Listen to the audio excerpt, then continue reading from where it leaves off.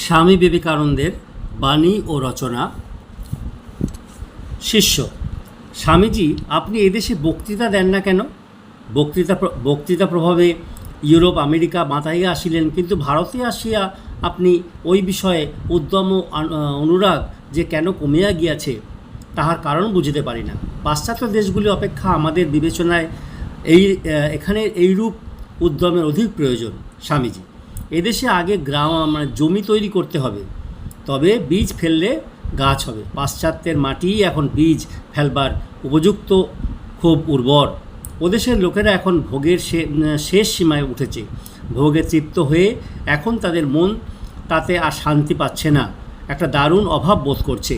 তাদের দেশে না আছে ভোগ, না আছে যোগ। ভোগের ইচ্ছা কতকটা তৃপ্ত হলে তবে লোকে যোগের কথা শোনে ও বোঝে।